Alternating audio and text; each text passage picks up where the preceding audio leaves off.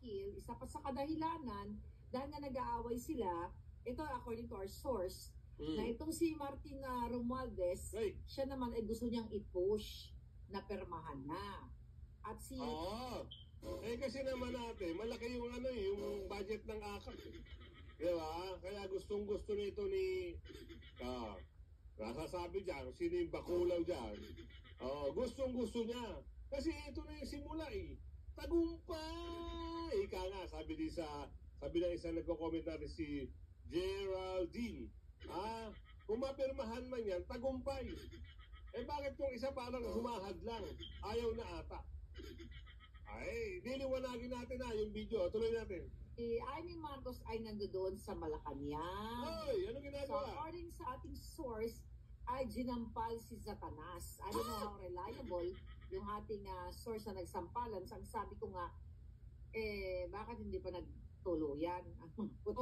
Diba?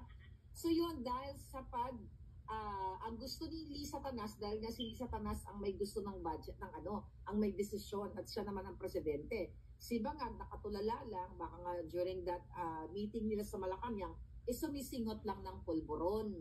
At itong nag-aaway si Martin Romualdez, si Lisa Tanas at si Amy Marcos. So gusto pong i-veto, ni Lisa Tanas ang budget dahil hindi sila nga nagkakasundo.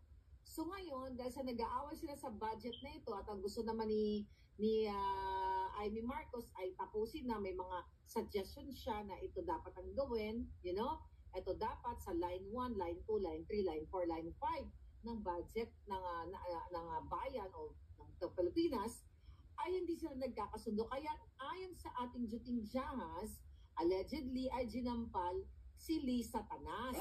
Kaya sabi ko, ano ang ginawa after?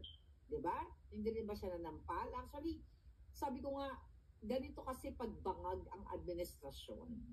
The fact, mga kababayan, kung nagsampalan sila, kung ito ang ating Juting Jahas na bruskong-brusko, ay na-witness, hiningan ko nga ng video. Sabi ko, baka naman pwede mag-send ng video. Alright? Walang video kasi syempre nga, kung ang mga PNP nga, di ba, at ang mga military ay pinagbawalan ni Lisa Tanas na gumamit ng video, how much more, yes, Alfred, thank you. Alfred.